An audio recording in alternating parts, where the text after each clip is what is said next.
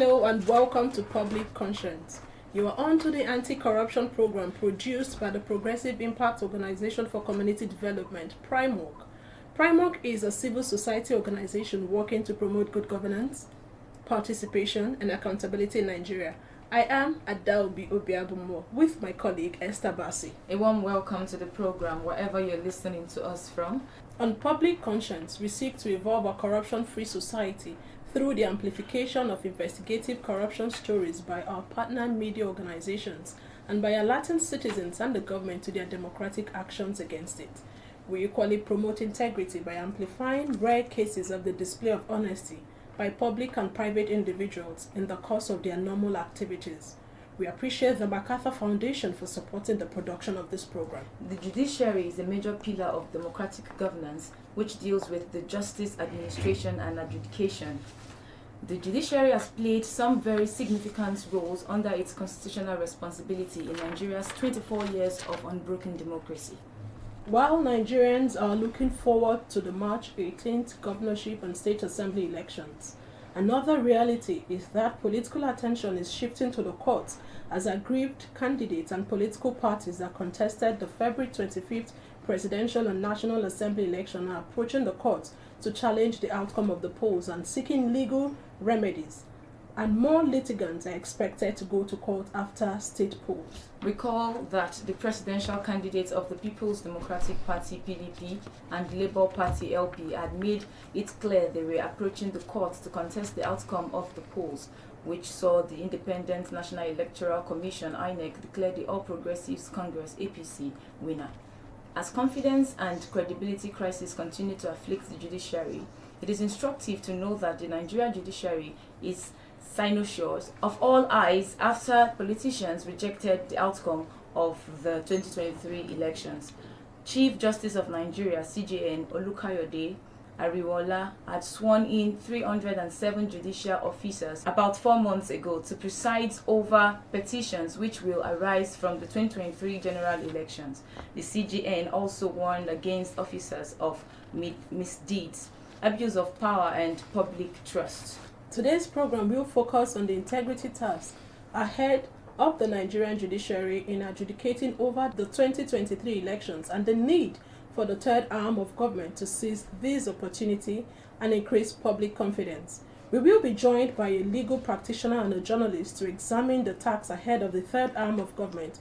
But for you out there, what is your expectation from the judiciary concerning credible adjudication of 2023 general elections? What could be the bottlenecks that may hinder the Nigerian judiciary from discharging its constitutional mandate seamlessly? And how much do you trust the judiciary to resolve post-election and pre-election disputes credibly? Be ready to join us through phone and text messages during this conversation. The WhatsApp phone line to send your message is 0902-265-6167. That is 0902-265-6167. Please indicate your name and your location when sending your message. This number is for messages only. Please begin to send your messages as soon as possible to 0902-265-6167. That is 0902-265-6167. We will give out the numbers to call shortly. If you just joined us, we are discussing the integrity task ahead of the Nigerian judiciary in adjudicating over 2023 election petitions, the challenges the judiciary face, and the need to improve public confidence. Nigerians have their eyes fixated on the Supreme Court and other courts handling election matters. And as the days unfold, people will look at the judiciary critically. At PRIMOC, we are anxious to see the judiciary deepen our democracy by being above board in discharging their constitutional mandates. Joining us with insights on the integrity task ahead of the Nigerian judiciary in adjudicating over 2023 election disputes is an Abuja-based legal practitioner, Barrister Chidi Omukweke, and John Chooks Azu, journalist with the Daily Trust newspaper. You are both welcome to the program. Thank you for having me on the program. Thank you, Nigerians. It's a pleasure to be here. Okay, let's start first with Barrister Chidi. Could you give us a sense of the role of the judiciary in resolving election disputes? Well, The judiciary has a very key role to play at this stage. Remember, in our electoral jurisprudence in Nigeria, I think the only time that the presidential election was not challenged was during the 2015 presidential election, which the incumbent President Goodluck Jonathan lost. And record I called to congratulate the president-elect then, and decided not to challenge the outcome. But the other cases before then and after were all challenged in the judiciary. So there's a key role for the judiciary to play at this stage, and something one cannot wish away, because as it is, that's the only option available to any aggrieved person. Some say that the judiciary is the hope of the common man. But how do you think the judiciary has performed since Nigeria's return to democracy in 1999?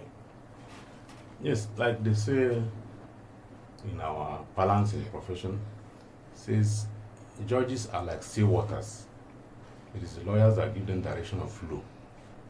So it is what the lawyers bring before the judiciary that they will adjudicate upon. It may not appear straightforward for the layman on the street, but however we may not like it, but technicalities also play a role. What you bring before the court, how you come about it, how you approach it, they all have a role to play in whatever decision the court comes up with as far as cases before it are concerned.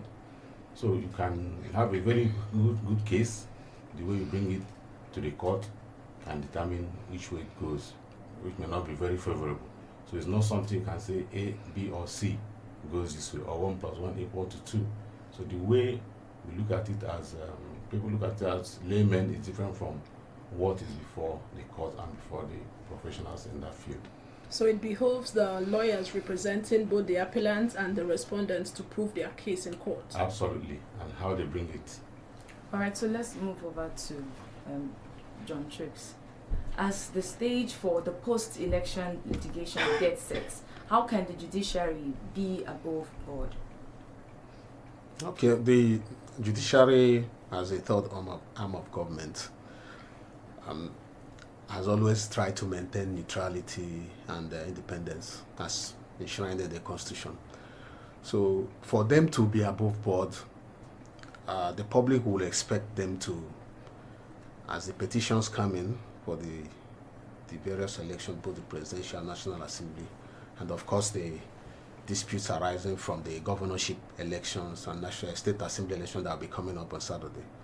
The public will expect them to be transparent in the sense that the processes and procedures should be made open. The journalists should be granted sufficient access, and observers, both from local and international platforms, should also be allowed. And the judiciary should try as much as possible to ensure that it follows the rules, the relevant rules and laws that guides our elections, and that they are interpreted and applied properly to ensure that the outcomes will not be far from what the public expect, based on the evidence and the laws that are before it. Oh, okay. Okay, it is said that our institutions are a reflection of the society. How does the declining integrity in the society rub off on the judiciary? Yeah, the judiciary is not different from society, like you said in your opening statement. Most of the people who are appointed on the bench, they grew through the system.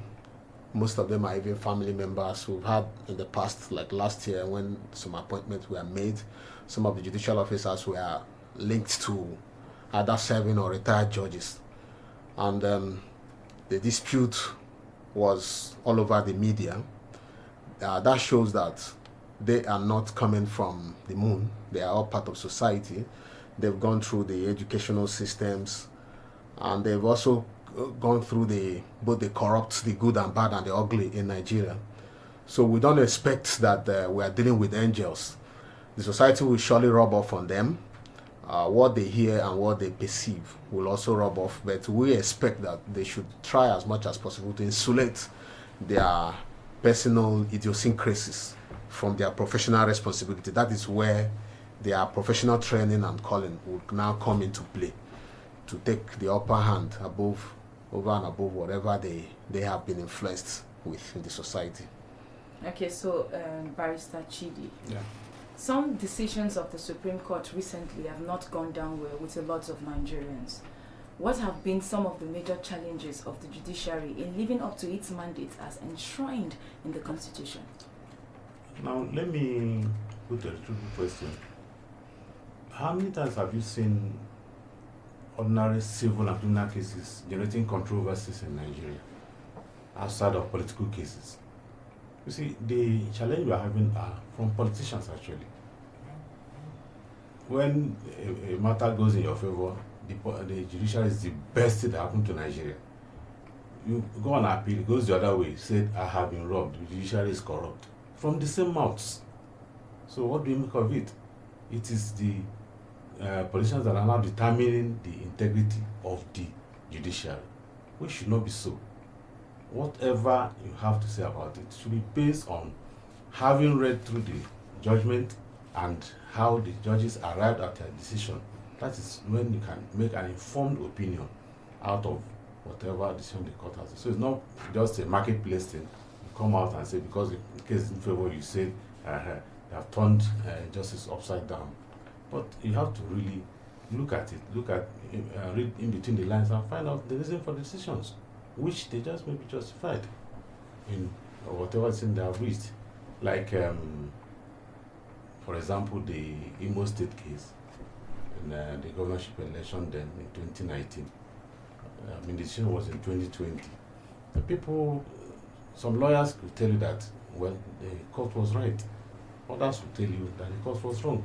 So it all depends. So you cannot just stand up and say, based on what you feel is the way you feel that the decision should have gone is now an injustice meted out to you. You have to really look at it and holistically and technically.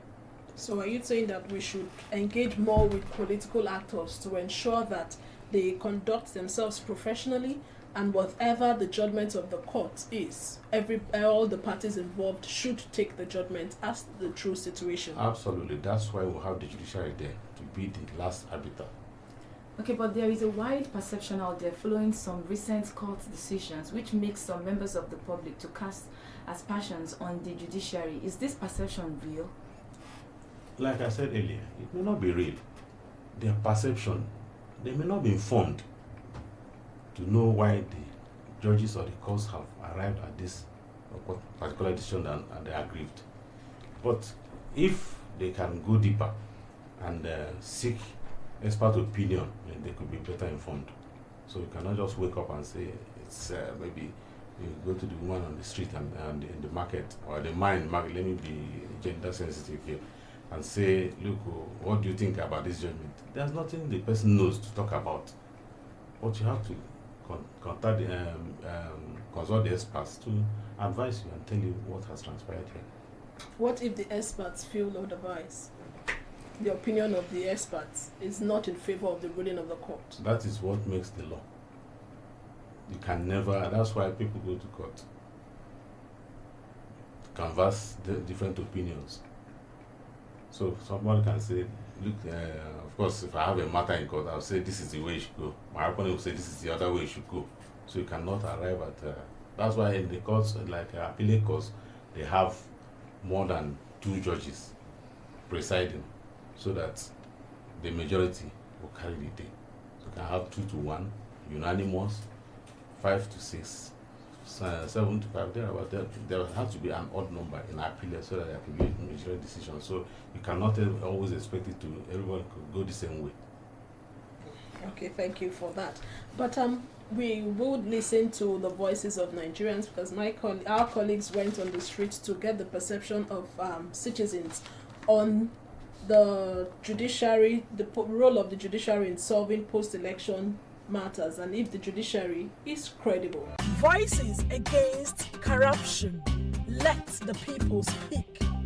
Hello and welcome to Primark's public feedback series on corruption, called Voices Against Corruption. And we ask, how much do you trust the judiciary to resolve the post-2023 presidential elections dispute credibly? I doubt, but I pray to God to change their mind. If not, judiciary, I don't know how to describe them.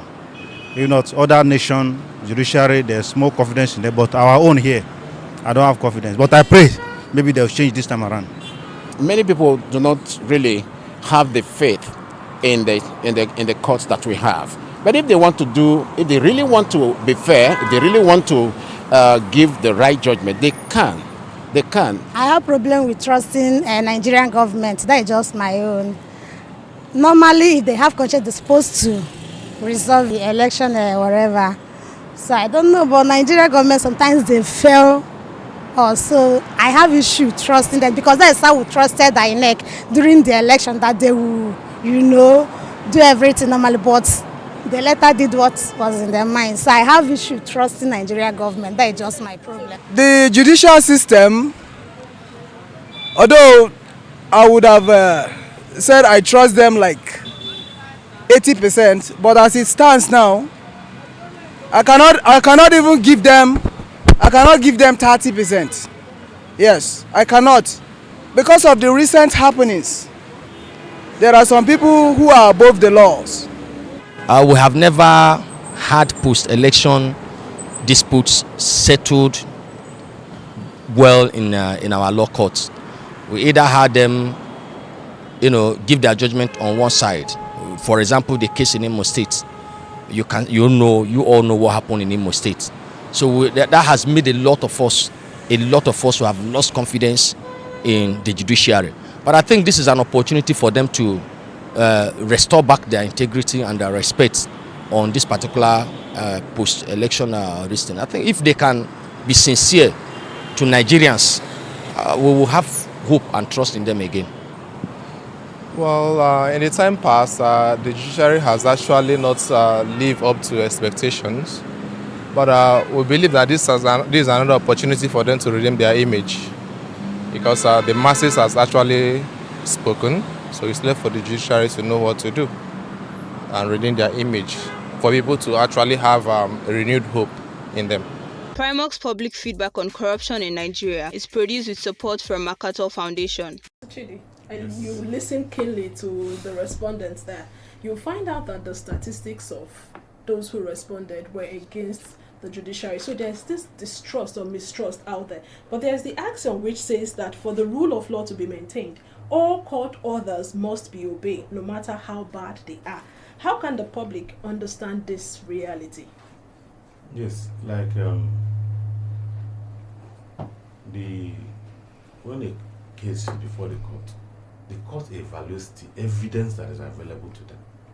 The court does not import evidence by itself. The court has to work with what is available. So the confidence that is required from the people will be to work on providing valid and credible evidence that will be produced before the court. And it's based on that you can arrive at any decision, which way or the other, one way or the other. It must have to go somewhere. But what we have to understand is we must learn to trust the judiciary at this point, because there's no other route to go. Just judiciary. The alternative is chaos. The alternative is anarchy, which is not acceptable anyway. So we must learn to trust the judiciary and also believe the judiciary will do their work professionally. It says justice must not only be done, but seen or manifestly seen to be done. So which is where it gets to the perception of the law. So people must see that the judiciary has done its work by dispensing justice. So I also use the opportunity to enjoin the members of the bench to exercise their roles in a way that is upright, that is acceptable, within and according to the limits provided under our laws and our rules. Okay, learn to trust the judiciary. John Chooks, you are a journalist. You interact with citizens on the street. And you also have this role to play by holding the government accountable to the people. How will the media help in projecting the judiciary such a way that the citizens, that negative perception that the citizens have, will begin to change? How do we build the confidence of citizens? Just like I said earlier, if they are transparent, don't operate in an opaque manner. You are a public institution funded by taxpayers' money.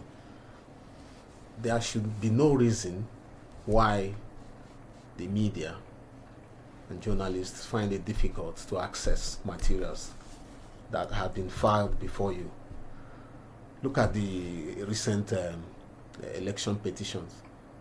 Even when INEC, after the PDP and the Labour Party filed for ex parte to examine materials used for the election, when INEC got rid of it, went to ask for variation, journalists tried to see what was actually being asked for. Nobody gave it to them. The courts were not willing to cooperate. And then rumors started circulating. Oh, they want to reconfigure. And at the end of the day, it was only the challenge to Labour Party's application that stood. They withdrew the one on PDP. That is saying that we'll object to your accessing the beavers. So what I'm saying is that over the years, the judiciary have this tendency not to make documents available, especially for journalists. They will tell you, oh, go and apply, come back in 7 days. And before then, the whole thing has been overtaken by events. So it's important that they know that they are serving the people, not a cycle of judges and judicial workers. So that's the first step. And then they should always come out to explain. They have information units that could help explain the reason for their decisions. When a court makes a decision, you don't just allow it there for every Tom and Harry and Dick to interpret the way they understand it and then continue to model your image. Come out, let the information officers in the various layers of the judiciary come out to say, oh, these are the things they brought and this is what made us to arrive at our decision. That way you deepen public understanding and deepen public trust and confidence in what you are doing. But this idea of just delivering, okay, go and appeal to God or go to hell, it's not good. It's not helping. It is not helping the system, the democracy to grow. So these are some of the things they need to do to build public confidence. So aside from making the documents available to the media, is the media also allowed to cover court proceedings? They do. Presently, they allow you to take notes and to listen, but they don't allow live coverage. I am aware that in South Africa, some type of cases are covered live, even in Kenya, even in Ghana. Some important cases are covered live, but the rules in our judicial system do not allow television stations to mount live cameras inside the court, except during ceremonial events, maybe inauguration and all that. But during proceeding of sensitive cases, they don't allow. In fact, in some like terrorism matters, they even drive out. They tell you to go away, that it's in camera or in secret. But you're allowed to speak to the counsel after proceeding? Yes, after proceeding. Again, they even try to constrain counsel's ability to communicate what transpired in court. Some counsel have challenged that they have a right to not to go into the substantive issue that is prejudicial to the outcome. They could explain, oh, we came here to make this application and the judge has said we should come back, and you could say that, but they are even saying that it's wrong to talk. But these are the things that imbue confidence, that imbue trust in the process. So what you're saying now, that the opacity of the court helps to reduce the confidence the citizens should ordinarily have in the judiciary. Exactly. Okay, thank you for that. We'll get back to Barrister Chidi, but we need to get to the person listening on the other end of the dial to join the conversation. Esther. Please follow us on our social media platforms @officialprimorg. The spelling of Primorg is Primorg. We encourage you to send your messages. So want to know what your contribution would be to the conversation that is ongoing. What is your expectation from the judiciary concerning credible adjudication of the 2023 election disputes? And what could be the bottlenecks that may hinder the Nigerian judiciary from discharging its constitutional mandate seamlessly? Barrister Chidi. Yes. Yes, so the courts usually take judicial notice of societal events and happenings to make decisions. How much influence can these observations have on judges and their decisions? The currency crisis is an example. Well, I don't think that impression is correct, that the judges will take notice of societal impressions or whatever, because their activities are based on the rule of law, what the laws have provided, and the cases and matters before them. But then they are still members of the society, and may feel obliged to take decisions that will be in the general good or interest of the society at large. Like the currency matter that came up. Some of us lawyers had our views. Some lawyers even felt the Supreme Court shouldn't have assumed jurisdiction in such matters because currency is normally under the exclusive list, which is for the federal government alone. And then state governments brought an action against the federal government in matter related to currency. But then in the wisdom of the Supreme Court, they entertained it, and we know what they have decided on that, which I think is in the general good of the society.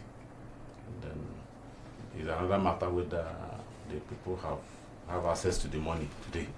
But then the court has done its duty by ensuring that there is sanity in the land as far as currency issues are concerned. But let it be known that the court should not be ordinarily swayed by what the society feels. What they do is based on the law, the rule of law, and the provisions of statutes. Thank you. Okay, so the citizens should accept whatever judgment comes from the judiciary. Is that what you're putting out to the Yes. citizens? Whatever decision the judge takes, or whatever judgment coming from the court, remains good law until it is set aside. There's nothing anybody can do about it. I said it's the final. The Supreme Court is the final arbiter. If a decision comes from them, you may have nowhere else to go. But the lower courts, you can appeal. But until it's appealed and set aside, it remains what we call good law. Even if you can judge the judge a madman, but that thing has declared, remains good law on it until it is set aside. You may not have an option in the case. Okay, thank you for that. We are looking at how to build the confidence of citizens in respect to pre- and post-election matters. Your name and where you're calling us from. Okay, my name is I'm calling from Edmonton. Let's hear you in 1 minute. Yes, the judiciary has refused to so many aspects, and that is what is given unless the opportunity and some persons opportunity to tell you, even as they are killing you or stealing your thing, they tell you go to court, because judiciary has never proven integrity to so many aspects of post-election or whatever after as the election issue is concerned.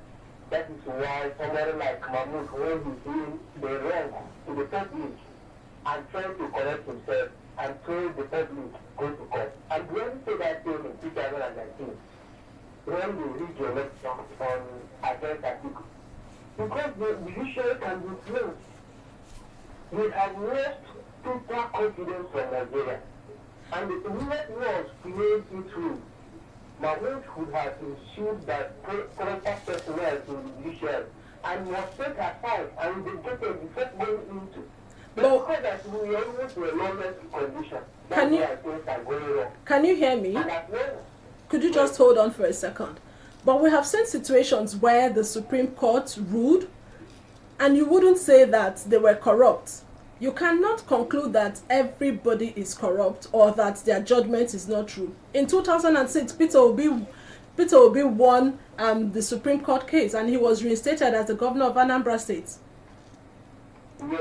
We also saw in 2008, the Election Petition Tribunal in Edo State reinstated Adams Oshimole as the governorship candidate as at that time. Yes. Do you know one thing is that out of 10, we see light from them maybe 3. The other one sweep under the carpet and nothing tangible could be achieved from it. Okay, so how then do we ensure that the judiciary is independent and transparent? Yes, that is where they will be able to scrutinize some of their judgments and punish those who involved in one of outlining the truth and punish them. There is need for punishment. That's why we say that when they try to fetch a whole group, they need to make punishing people that fail the law so that they will grow old with sincere mind. If I know that I fail and I receive maximum punishment, I will not try it again, and my people around will not even allow me to involve it because I will not accept the punishment. All right, thank you so much for your contribution. Thank you. Building the confidence of citizens in the judiciary and the judicial process when it comes to pre- and post-election matters. There's another call. Okay. Hello. Your name and where you're calling us from. Let's hear you, Alex. How much do you trust the judicial system to resolve post-election disputes creditably? Yeah. My opinion on this is that they don't wait for us to trust them. They have to think this through themselves. We have been working on these things for so long now. They don't wait for us to trust them. They have to think this through themselves. They have to work it out for themselves.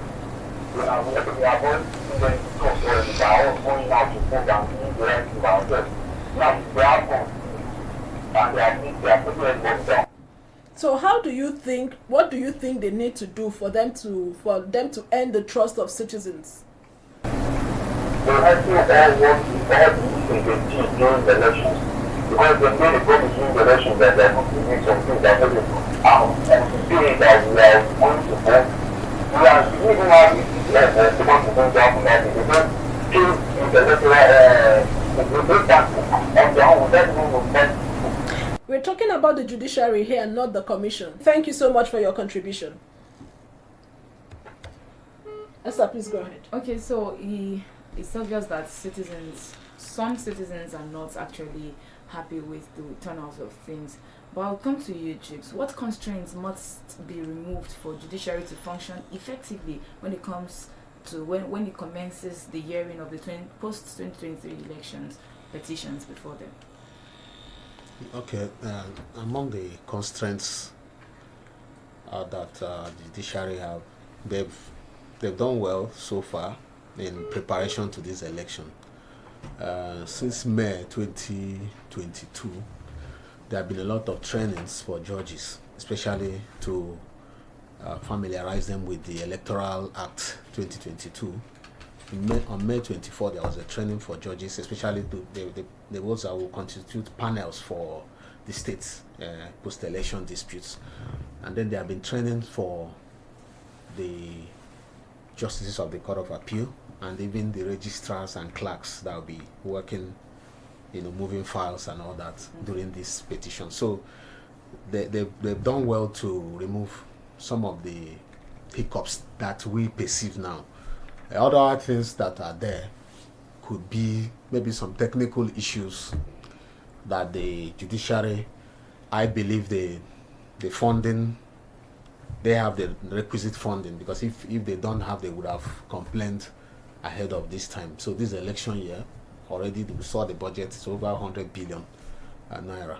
So it means that they should be ready. I can't foresee any constraints, barring any last minute maybe withdrawals or death or other things which we don't think will be an inhibiting factor. Their role is just to receive petitions and look at it holistically and interpret the law and apply it as the principle of our democracy, because we are not a banana republic. We operate a constitutional democracy. So their role is cut out for them. I don't see, for now, I don't envisage any challenges apart from their own human areas or interventions. So that's easy to deal with. Okay, thank you for that. Hello, your name and where you're calling us from? Thank you, Daniel. How much do you trust the judiciary to resolve post-election disputes creditably?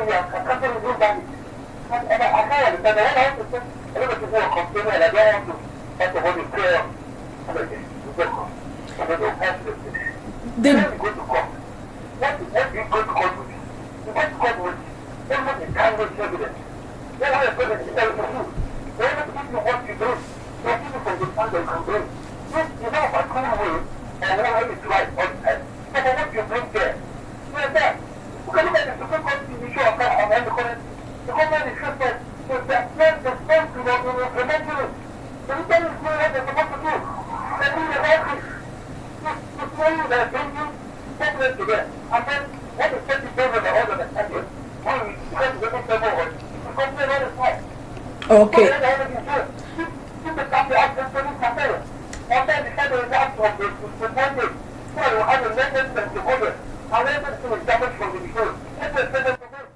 All right. Thank you so much for your contribution. Barrister, there is a presumption of correctness and authenticity of an election result declared by INEC. The last caller talked about evidence. I want you to explain more to citizens that evidence plays a huge role when it comes to election disputes. It is not just about going to court. We have seen situations where candidates who contested election or who have issues around the results of an election went to court, and some went in their favor and some did not. We have seen, I mentioned earlier about Peter Obi in 2006, that was governorship candidate. He won that case in court. 2008, Adams Oshimole also won the case at the election tribunal, petition tribunal, and that of 2022, which you alluded to earlier, about Hope Uzodinma, who is now the governor of Imo State. We have never seen in a situation where an appellant for the presidential election won the case. How should Nigerians perceive, or how should they consume the information when it comes out later, the judgment of the court, if it goes in favor or against the appellant? We know that Labour Party and the PDP are in court already. You see, what happens in an election dispute is naturally partisan. People have who and where they believe in and where they voted, and when they have lost, they believe that something has gone wrong, and they expect the court to go the way they want. But like you earlier said, it's all based on evidence. What was brought before the court. The court does not go to import evidence by itself. If you come to me that so and so happened, then you cannot substantiate it with hard evidence. How would you expect the court to do otherwise? The court is going to work based on what is before it. The court cannot go out of its way to do your case for you. You have to do your homework, do proper search, do proper check, and come up with your evidence that will convince the court to give judgment in your favor. It's not a matter of sentiment. It's not a matter of what I feel, what will make the people happy, how the people are feeling. You can, as an individual, can only talk about what happened in your polling unit, and say this party scored this in my polling unit, the other party scored this in my polling unit. That's much you know. But then, apart from maybe the IRF that's available now that you can monitor the results in real time online, which was not the case with the presidential election, unfortunately. But otherwise, you must have credible evidence to prove your case. So it's not about emotion. It's about hard evidence. Hard evidence, yes. You have to look for it. You have to, and also I talked about technicalities. I remember there was a case in 2015 election that why the petitioner lost it because they didn't pay a particular fee of 30 naira. They didn't pay that. That was how a good case was lost. It doesn't end with just evidence. That's also the procedure. Remember the Lawan case. That case was lost based on the method of bringing the case to the court. And some citizens are not aware of these technicalities. They don't know that. It's not about what I feel, what I think, who I feel has won by my own thinking. The lawyers, the counsel to the petitioners have to do a proper job to come up. Once they are convinced about it, they approach the court. Okay, thank you very much. It is beyond emotions. Yes. So regarding punishment for corrupt judicial officers. Yes. Okay, the National Judicial Council (NJC) has been very active in this regard. How much do the NJC action help in building confidence in the judiciary in 1 minute as we begin to wrap up? Yes, the mechanism is put in place to discipline erring judicial officers by the NJC. Now, it also comes back to what we'll talk about, evidence. You cannot just come and draw up a petition against a judicial officer because maybe you don't like his face or you don't like a particular decision where it went. And you will not know beyond that. Now you bring a petition and expect the NJC to go that way. They also work with evidence. If you bring a petition against a judicial officer, tell us what he did, how he did it, and you had proof that he did this. Based on that, if the NJC says he didn't do anything, then you can be here to complain. But here it have not brought anything substantial before the NJC, just mere petition that is not substantiated. You expect them to punish a possibly innocent person. So everything must be justice seen to be done. Justice seen to be done. Chooks, as we wrap up, what role do you think INEC, politicians and citizens must play to reduce the avalanche of election petitions after elections? That's election disputes. Yeah, that's another problem. As of the last count, over 700 pre-election disputes already. So the INEC, no matter what you do, we know that human nature, we always want to dispute when we feel that we have any scintilla of complaint. We rush to court. So this is part of human nature. People believe they can even reap where they did not sow. It's also human nature. But INEC on its part must begin to be more accountable. The problem is that INEC feels that its role is just to go supervise the process and then declare. You have to be accountable all through the procedure. This is where they are getting it wrong, and they have to work on it to make sure that the money they are being given this year over 300 billion. How do you show that you are accountable? How were the monitoring for the primaries done? What were the officials? Where were they posted to? How did they monitor? the election proper, the budget for technology, the budget for materials. How did you utilize? What happened? Why didn't we get the outcome that generally acceptable? So they have to be up to task in terms of accountability. That's how to build confidence. Okay.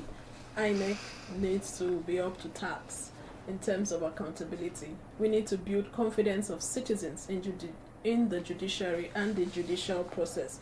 But justice must be seen to be done. Esther, we really must go. Please visit our news website, primognews.org, that is primognews.org. For all the details of our reports and interviews, visit our website, www.primog.org, to get all the information about Primog. And you can watch our videos on Primog TV, our YouTube channel. Please subscribe to get reminders when we have a new post. We sincerely appreciate our guests, Abuja-based legal practitioner Barrister Chidi Onwekwe, and John Jukes Azu, a journalist with Daily Trust newspapers. Thank you so much for being a part of today's episode. Thank you so much. It's a pleasure. Public Conscience has the support of the John D. and Catherine T. MacArthur Foundation, which is committed to building a more just, verdant and peaceful world. Get more information about the foundation on its website, macfound.org. Join us again here next week for another episode of Public Conscience. And remember to follow us on Facebook, Twitter, and on Instagram @officialprimog. I am Esther Bassi. Remember that birth registration and birth certificates are both free if your child is under 18. Help stop the corruption in the birth registration and do not pay for birth certificates. Also, remember that you can give us information or hints about corrupt acts through our phone at 0902-265-6167 or info@primog.org. I am Adaobi Obiabumo. Stay safe.